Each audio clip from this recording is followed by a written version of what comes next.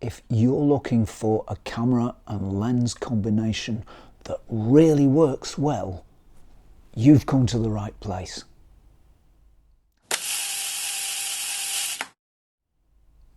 Hello everybody, thanks for checking in once again.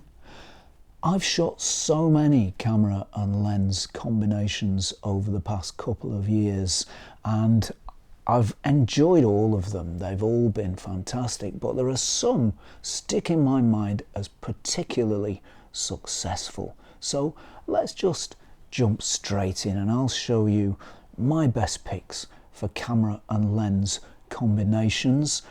One or two of them are really cheap. One or two of them are a little bit more expensive, but none of them are particularly expensive. And they'll all come in around about 200-300 quid or under 200-300 quid. That's the most expensive one we've got today. The least expensive one is probably around 40 to 60 pounds. So there's a fairly wide range of prices. There's something to suit everybody. We've got film, we've got digital, and of course in xenography all the lenses are vintage. So let's just dive straight in and I'll show you the first one, which is hereabouts somewhere. Here it is. Well, my first choice is this. This is the Zorki 1 rangefinder, and this was made by the Soviet photographic industries. This is a Zorki, so it's a Russian made one. There were Fed models as well, and they were Ukrainian made. I think I'm right in saying that. Please do correct me if I'm wrong, because I'm not exactly sure of the details. Now both of those cameras, the Fed and the Zorki, this is a Zorki, were exact copies of the original 1932 Leica 2, and the Soviet photo industry also had lenses that were very, very similar, at least in appearance, to the Elmars that came with a Leica. Now these are beautiful little cameras. I mean, they're beautiful to look at. Look at that. It's just a miracle from the age of mechanism and engineering. Do you want to hear the shutter sound? I'll play it anyway. Listen to that. Isn't that beautiful? That sleek. It's actually more quiet than my 1932 Leica 2, which I must admit needs a bit of cleaning, lubing and adjusting. But it's quite interesting that, you know, the copy, the much cheaper copy, is actually quieter. This camera has several great advantages for day-to-day photography. The first of which is, apart from it looking really beautiful, the first of those things is it's very, very small. This is one of the smallest cameras, 35mm film cameras you can get. It really is tiny. It'll sit on my hand, and in fact it's less than the length of my hand. So it's a really small little thing, and if it's got a collapsible lens on it like this one, collapse the lens and that will fit in a large pocket, and it will certainly fit in a bag very, very easily, or, you know, wherever you want to put it. Very, very stowable, very, very portable, tiny little 35mm camera. It's got shutter speeds from what, 1/25th of a second to 1/500th of a second. You can see the markings engraved on there, just like the original Leica. It's a rangefinder camera, so it's got a focusing aid. So to focus, you look through, let me remember, I think it's the outside window. Yeah, so to focus, you look through this window, and when you focus, when the, you know, turn the focusing lever, and a split image will come together in this window, and then you focus, and then you move your eye to this window to actually compose your shot. So it's slightly long-winded, but once you get used to it, then it becomes second nature. The trick is to bond with a camera and learn to use it, you know, learn to use it so that if there's no light at all, if it's totally pitch black, you could still use the camera, and that's the way to bond with a camera. So it doesn't really matter whether the control systems are fiddly or you know, whatever, as long as you know your camera and you know your machine. Now these cameras, despite being identical to the Leica 2, are not finished as nicely. They don't have the exquisite quality of engraving. I believe they are pressed. I know the Leica is made, the early Leicas anyway, are made from sheet brass. The later ones, I think, are injected. Again, do correct me if I'm wrong.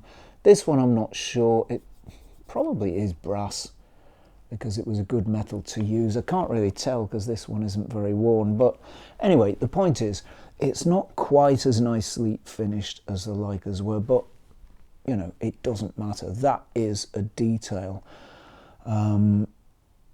You know, if you particularly want a Leica camera, then obviously this isn't it. But if you want a really capable, beautiful little machine that will accept all Leica lenses, all Leica L39 mount, screw mount lenses, then this is the one.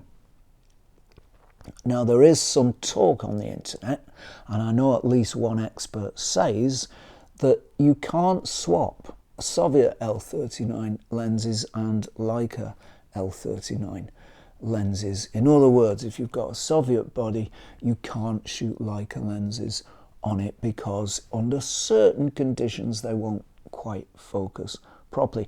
I've never found that to be the case. There is one expert on the internet who says it absolutely is the case, and there is another expert, very widely respected expert on the internet, who says that's not the case. Personally, I've never found it to be true. I've shot Leica lenses on these bodies. I've shot former Soviet lenses on Leica bodies, never had a hint of a problem. So as far as I'm concerned, you can shoot any 39mm lens on these cameras. Beautiful little things, and they're available from, I mean, you know, like anything, there are some sellers who will ask £100, £150 for one of these, but they're not worth that.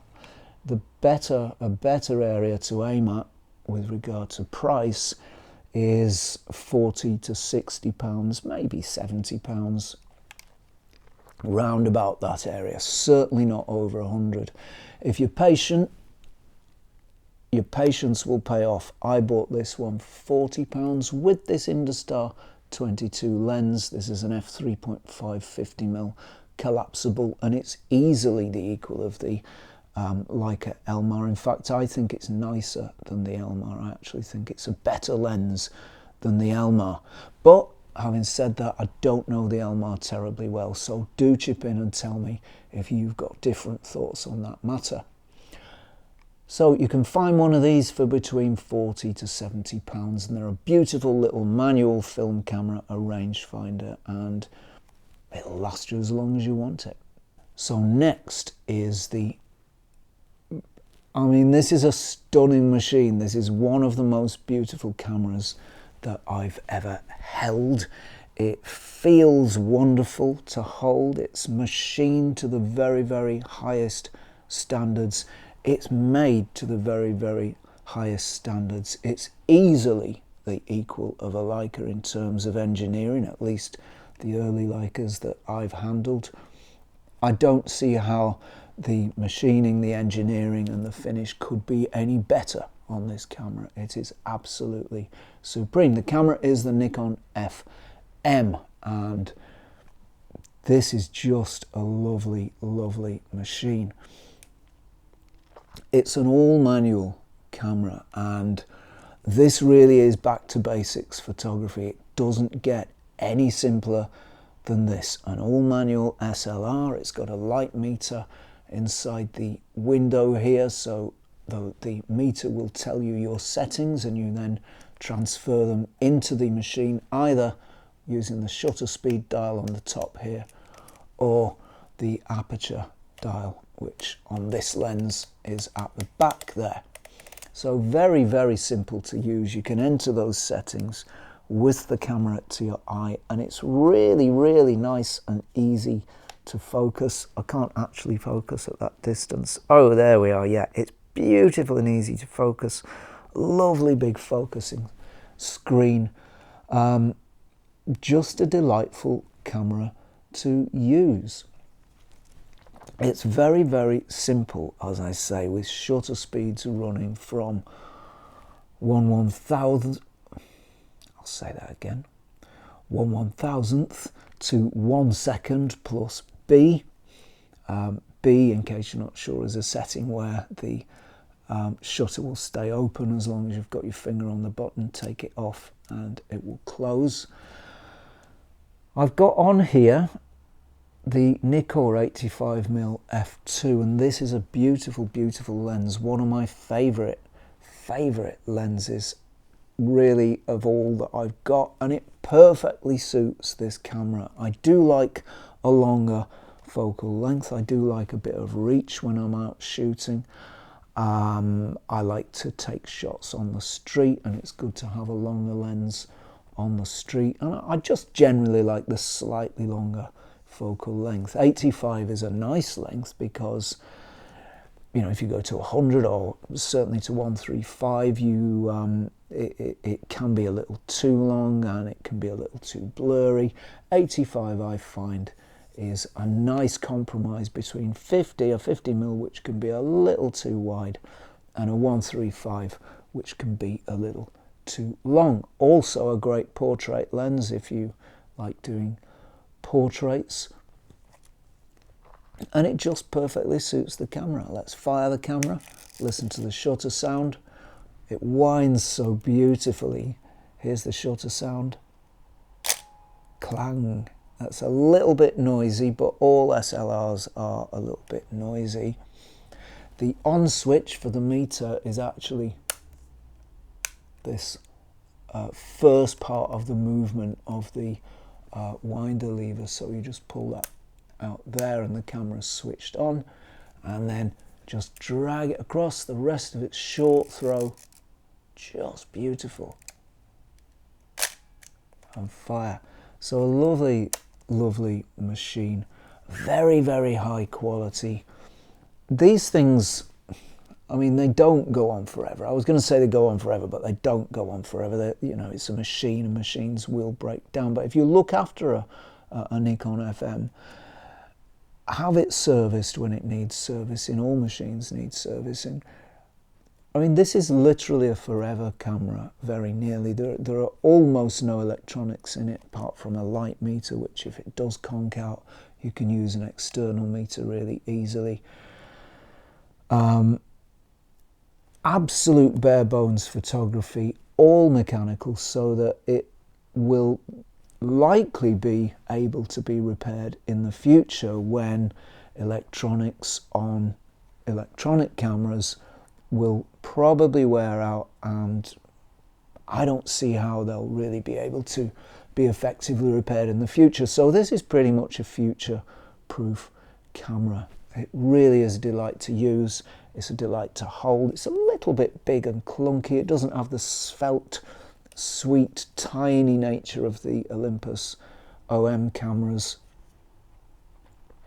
But it's lovely. I love it. I love it every time I go out to use it. Very, very simple machine. Very, very reliable machine. A very conventional machine, but all the better for that. A good Nikon FM body will cost you around about £120 to £150. A good one of these lenses, I bought this for, I think it was about £80 maybe a couple of years ago. Or was it £50? I think it was £50 actually a couple of years ago. So you should be able to find them for a similar price to that today, maybe 60, perhaps £70. But I reckon you'll find one for 50 if you're lucky and if you're persistent and if you're patient. So a rig like this comes in, or can come in, for less than £200, and I think for what it is, that's absolutely fantastic value for a lens and a camera that really work nicely with each other. So the camera we're going to look at next, or rather the camera and lens combination we're going to look at next, is one of my perennial favourites, Carl Zeiss Jena Pancolar 50mm 1.8, without question the sharpest 50mm that I've shot, or sharpest 51.8 that I've shot. And there is just something lovely about the images from this lens. Colours are fantastic, contrast is fantastic. It's a stunning lens, and in tests I've found it to actually beat the Western Zeiss products of the time. So that really is saying something, and I've got it here on my Fujifilm X-T3, and you know, it doesn't have to be an X-T3, it could be an X-T2, X-T1, X-E2, basically any Fujifilm camera really with an X-Trans sensor. I do think the Fuji X-Trans sensors are something very, very special when it comes to colour representation, when it comes to sharpness.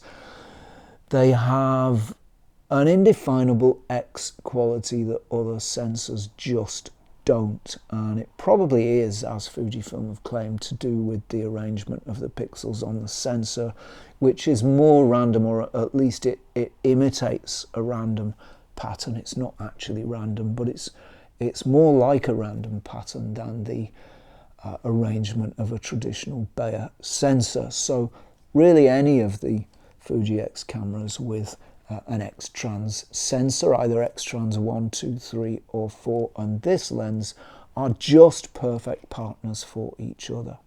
Now, if you don't know the Fujifilm cameras, you may not be aware that they have built-in film simulations which are said to resemble the old Fujifilm film stocks that used to be made and sold everywhere. So that's a really beautiful feature. I love that feature, and that's one of the nicest things on any digital camera that I've ever seen. And I don't know why other camera manufacturers don't include a few film simulations, even if you have to pay a license for it, or even if you do a pretend one and make up a pretend name. You know, I think that would be nice. But anyway, the Fujifilm cameras have them. Check out that top deck. Look at that. That really resembles, and of course it's intended to resemble, one of the old film cameras. So let's compare actually. So here's the Nikon FM and here's the Fujifilm side by side, and they are broadly similar. They've got the shutter speed dial in the same place. Many of the film cameras had that. The Fujifilm has more controls because it's a digital camera, and the FM is very simple. But you can see that that top deck really does resemble a film camera. And in fact, in all respects, these cameras, they were clearly designed by enthusiast photographers, because they are in all respects intended to resemble the experience of using the old film cameras, and some of the simplicity which went with using those old film cameras. So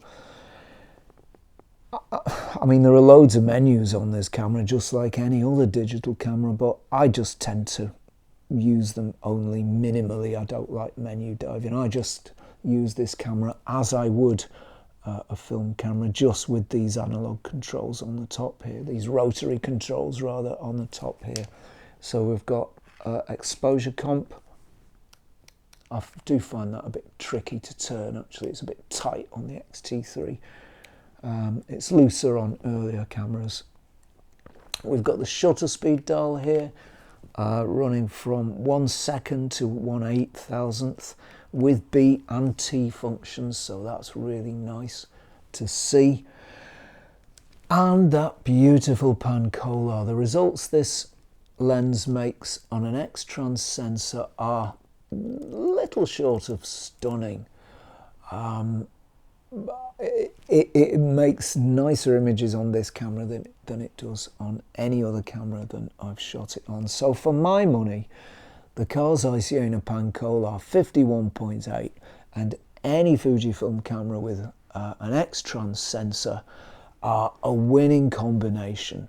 absolutely beautiful. You can buy, I was looking at XT1 prices last night, those remain buoyant at around £250 to £300. An XT2 will cost you about £400. An XE2 will cost about 400, an XE1 maybe 250 to 300. A lens, the Pancolar, well, you can certainly find these for £100. I've seen them recently at £100 on cameras. You can also see them advertised on their own for around £120 to £150. So a rig like this could be yours. A Fujifilm X-Trans equipped camera with the Pancolar f1.8. What? £400, £350, maybe £300 if you're lucky. And once you shoot it, you will find out that that is fantastic value. They could have been made for each other, this lens and these cameras. And this combination comes highly recommended from me. Okay, what have we got next? Well, I'll show you what we have next. What we have next is this camera and lens combination. This is the extraordinary Canon T70. It's got on the front the Canon FD 50mm 1.4, and this is one of the most delicious, delightful, beautiful lenses I've ever used. It really is a stunner. f1.4, so loads of background blur, beautiful colour, very sharp and very soft background blur that really doesn't have, well, almost no harsh spots at all. That's a double negative, isn't it? I should have said it hardly has any harsh spots, but it still would have meant the same. The rendering of this lens is, broadly speaking, a little more modern than many of the vintage lenses. This is a very modern lens in its rendering. It's not quite like a brand new modern lens for you know, an autofocus for a Sony or a Fuji or something like that, but it is more so than many of the vintage lenses we've looked at. But it still preserves character, it still has some vintage feel, even though it's not quite so vintage in its rendering as some of its colleagues. Colleagues? Can you say that about lenses? I don't know, I just did. The camera that it's sitting on is, this dates from the 1980s, and this was one of Canon's first attempts to break out of that traditional SLR look, and they came up with this electronic wonder, and it really is a wonder. Let's turn it on. Look at the top deck. See, that's really kind of electronic-y and futuristic. It must have seemed really futuristic in 1985, which I think was when this camera was released. It was a fairly short-lived camera because the EOS and Rebel cameras came out shortly after it, and of course they had autofocus.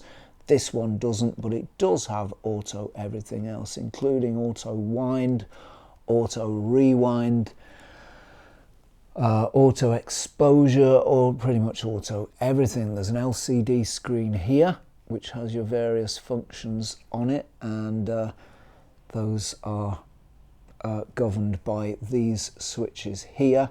Here's the power switch. This is what it sounds like.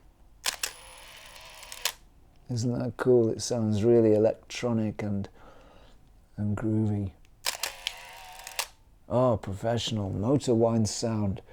It takes 2 AA batteries, no weird batteries for this one, and they just pop in the bottom there, so you'll get batteries for this wherever you are in the world.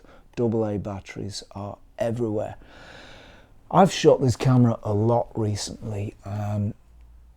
It sat in my cupboard for ages, in my camera cupboard, and I didn't use it very much. But I came to it recently and I thought, why not use that? And it was just so good. I've used it and used it and used it, always with this 1.4 on the front because it's such a beautiful lens, and they are a perfect combination together. The finder is pretty large and pretty bright. I'm not sure if it's quite as bright as the Nikon was, but it's really lovely, and I wish I had some film in here just now so I could just shoot that image. I'll shoot a pretend image anyway. So I've been using it a lot. Now, these cameras are, well, they were fairly cheap, and I think they still are reasonably cheap, only because they don't have that look of the SLRs of the 60s and 70s. But, you know, so what does that matter? This one's got a really cool grip, it's got a really futuristic look. I mean, this grip here, I'm saying it's futuristic, this grip's almost like a Bakelite radio of the 1930s, so there are kind of all sorts of styling cues in there. But this one was sitting on eBay a couple of years ago. It was pre-pandemic, so it was maybe nearer 3 years ago. It was sitting on eBay unwanted, unloved. Nobody wanted it. I bid on it, and my winning bid was £26, and it was for the camera body and the 1.4 lens. Incredibly, nobody wanted it. I could not fathom why, but I do sometimes find that, you know, quite collectible, quite, you know, quite nice, really, really nice photo gear like this lens. Often do just sit on eBay and nobody buys them. So I thought, yeah, all right, I'll have that. And I pushed the button and there it was. And we've not looked back since. A wonderful combination, a really easy camera to use. It's essentially just focus and push the button. Oh, I've left it switched on. Very, very nice, very, very easy camera to use. One problem with it that I think probably discouraged me from using it for a while is that when you rewind the film, when the film electronically rewinds at the end of the roll, it takes it all the way into the Canon. It doesn't stop. And I thought, well, there's no way around that. I like to keep the leader out of the cam because I do develop my own black and white film. So I didn't use it for a while, but then I thought, well, all I have to do is switch it off when it gets near the end. And that was my solution to it, and it worked. And it was such a simple solution. I'm surprised that I didn't think of it earlier. You just wait till it gets to number 1 on there, and when it passes shot number 1, you know, the film's almost all in the can. So I just switch it off. Nice and simple, nice and easy, and a good workaround. A beautiful camera and lens combo, and one that I really think is worth investigating before prices, like the rest of photography gear, go really sky high. Absolutely lovely kit, highly recommended. Yeah, I knew there was another camera and lens combo somewhere, and here it is.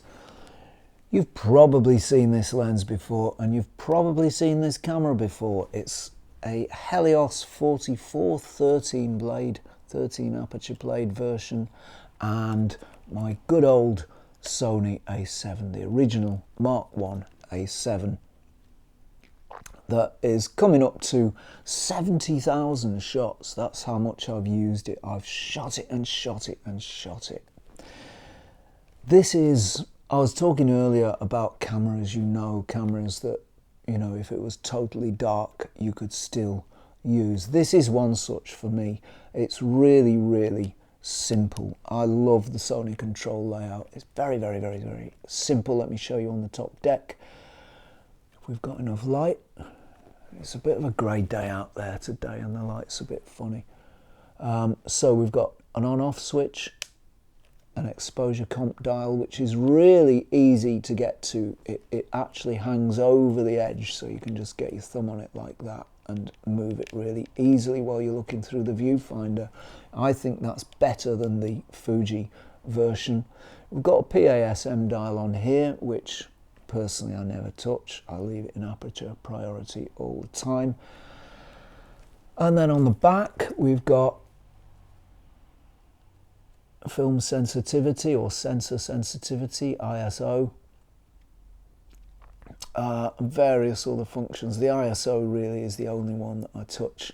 Generally speaking, we've got the button to hold the exposure there, so if you want a particular exposure, just push that button and it will hold the exposure for you. Those are the controls that I use the most on this camera while I'm shooting with it, and it's just a really, really simple camera to use. As well as that, it's a really small camera. Check out how small it is. Let's compare it to the Leica, not the Leica, the Zorki that we were looking at earlier. And we can see that the Zorki, aka Leica, or at least Leica Design, is actually bigger or wider than the A7. And I think it's probably similar in terms of tallness. Yeah, the A7 is a little bit taller, but you can see that it's clearly a very small camera in itself, and that was the miracle that Sony engineers pulled off around about, when was it, about 2013, 2012, 2013 this came out.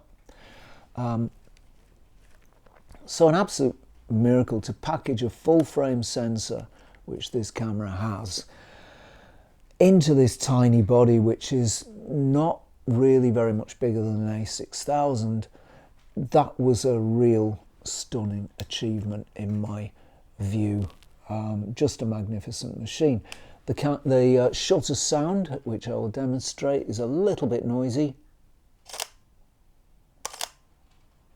I tend not to use the electronic first curtain shutter on this one. I tend to use the mechanical shutter, so it does get a little noisy because it's got to close, then open, and then close again. So it can be a little noisy in operation. But it's kind of a nice sound. It's a real... it's a very mechanical sound, actually, and it sounds like, you know, a really nice mechanical machine that's lubricated and oiled and carefully assembled and put together. Just a lovely sound. The camera is very, very nice. The colours are not the finest, I don't think. Sony colours are not the finest colours out there, but they're pretty nice. You know, you can't go too far wrong, and you can always tune them up a bit or put them through an image editing program if you're not happy with them. I like them straight out of camera. They're not as nice as Fuji colours, and they're not as nice as Olympus colours, but they're pretty nice. And I don't think you'll go too far wrong with Sony colours. Now the lens, one of my favourites. It's featured on here many times, and I've used it on this A7 body more times than I can count. A Helios 44 was one of my original classic, rather vintage lenses. This is one that has 13 aperture blades, so it's the nicest version of the Helios 44.